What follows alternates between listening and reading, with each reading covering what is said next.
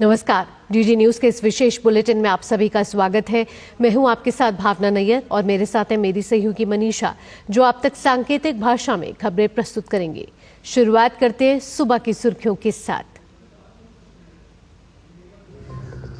देश भर के वक्फ बोर्ड में पारदर्शिता से जुड़ा वक्फ संशोधन बिल देर रात लोकसभा से पास। पक्ष में 288 और विपक्ष में पड़े 232 वोट। आज राज्यसभा में पेश हो सकता है बिल।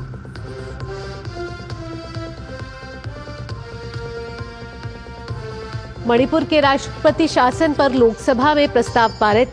गृह मंत्री अमित शाह ने कहा, आरक्षण से जुड़े विवाद पर हाईकोर्ट के फैसले से हुई जातीय हिंसा, लेकिन हालात अभी संतोषजनक, नियंत्रण में है स्थिति।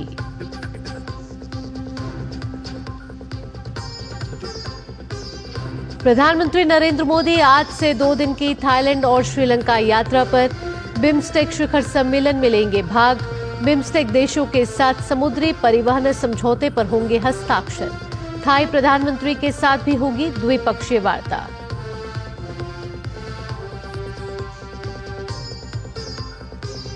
अमेरिकी राष्ट्रपति डोनाल्ड ट्रंप की ओर से कई देशों पर जवाबी शुल्क की घोषणा।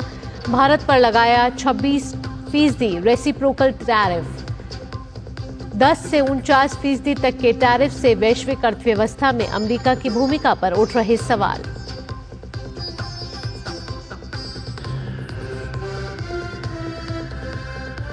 और बीसीसीआई ने की टीम इंडिया के घरेलू कार्यक्रम की घोषणा। अक्टूबर में वेस्टइंडीज के खिलाफ टेस्ट सीरीज खेलेगा भारत, तो वहीं नवंबर में तीनों फॉर्मेट में दक्षिण अफ्रीका से होगी भिड़ंत।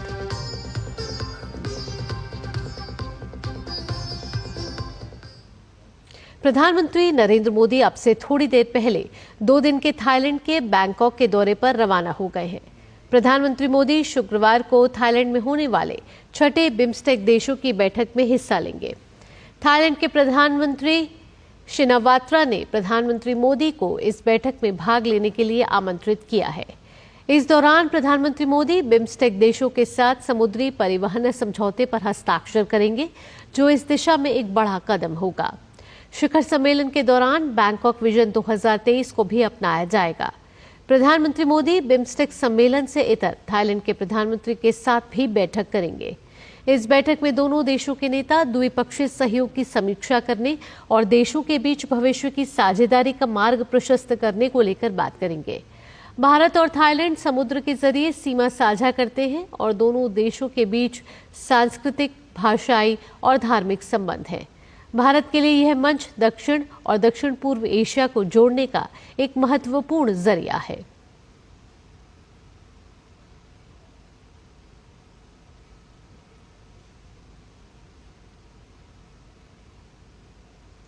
तो आपको बता दें कि बिम्स्टेक में ये देश शामिल हैं जिसमें भारत, बांग्लादेश, श्रीलंका, म्यांमार, थाईलैंड, नेपाल और भूटान शामिल हैं, जिसके लिए प्रधानमंत्री आज थाईलैंड के लिए विदेश यात्रा पर रवाना हो चुके हैं। कल प्रधानमंत्री 6ठे बिम्स्टेक शिखर सम्मेलन में हिस्सा लेने वाले हैं। प्रधानमंत्री की ये यात्रा बेहद ही महत्वपूर्ण मानी जा रही है, जहां प्रधानमंत्री नरेंद्र मोदी थाईलैंड के प्रधानमंत्री से भी वार्ता करेंगे और द्विपक्षीय संबंधों को मजबूत करने पर चर्चा करेंगे।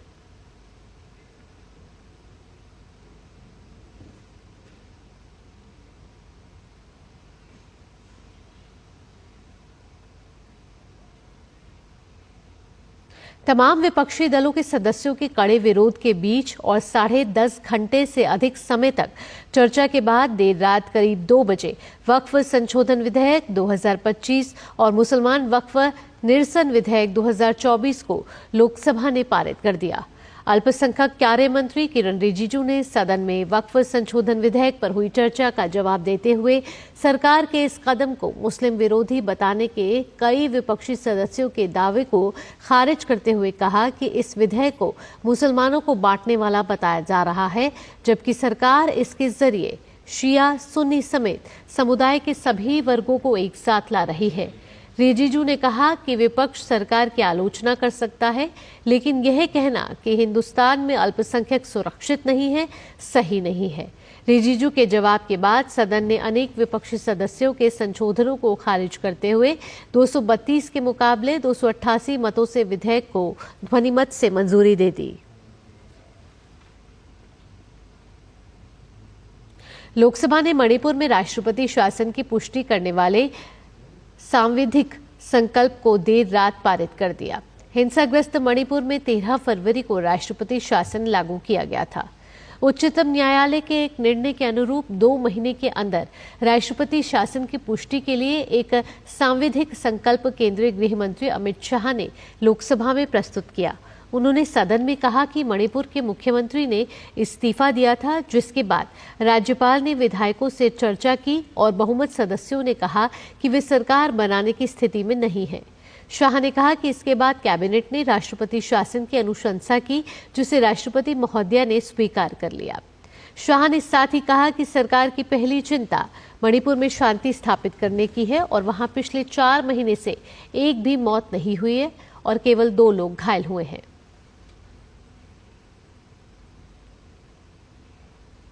अमेरिकी राष्ट्रपति डोनाल्ड ट्रंप ने नए आयात शुल्क की घोषणा की है, जिसमें दुनिया भर के देशों पर लगाए जाने वाले शुल्कों की रूपरेखा बताई गई।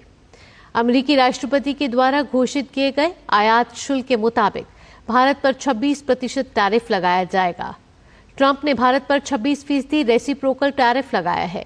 वहीं अमेरिका की ओर से चीन पर 34%, यूरोपीय संघ पर 20% और जापान पर 24% टैरिफ लगाया गया है।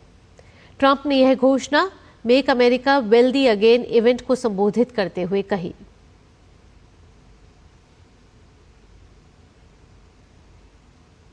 भारतीय क्रिकेट कंट्रोल बोर्ड ने 2025 के लिए सीनियर पुरुष टीम के घरेलू सत्र के कार्यक्रम की घोषणा कर दी है। बताया गया है कि वेस्टइंडीज और दक्षिण अफ्रीका की टीम इस साल भारत दौरे पर आएगी। भारत और वेस्टइंडीज के बीच 2 मैचों की टेस्ट सीरीज का आगाज 2 अक्टूबर से होगा। वेस्टइंडीज के खिलाफ टेस्ट सीरीज खत्म होने के बाद दक्षिण अफ्रीका की टीम भारत के दौरे पर आएगी, जिसकी शुरुआत 2 मैचों की टेस्ट सीरीज के साथ होगी। टेस्ट सीरीज खत्म होने के बाद दोनों टीमों के बीच 3 मैचों की वनडे सीरीज खेली जाएगी, जिसकी शुरुआत 30 नवंबर से होगी।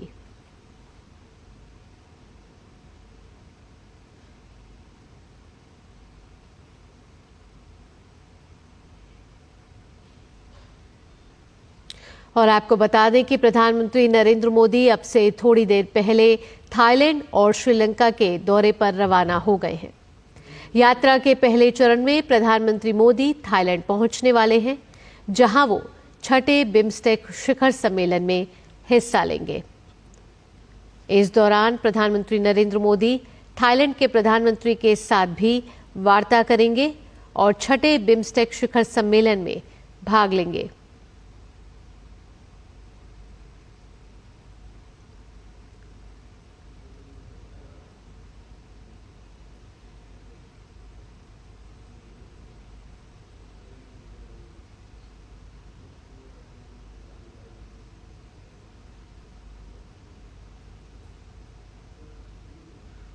तो प्रधानमंत्री नरेंद्र मोदी 2 दिवसीय यात्रा पर थाईलैंड के लिए अब से कुछ देर पहले रवाना हो चुके हैं। थाईलैंड के बाद प्रधानमंत्री नरेंद्र मोदी श्रीलंका जाएंगे और थाईलैंड की इस यात्रा में प्रधानमंत्री नरेंद्र मोदी 6ठे बिम्स्टेक शिखर सम्मेलन में हिस्सा लेने वाले हैं।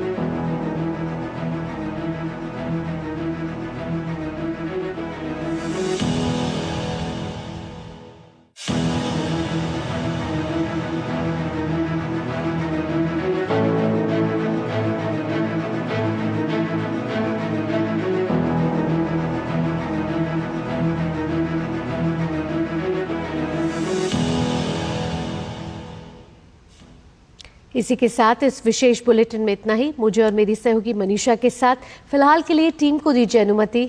नमस्कार।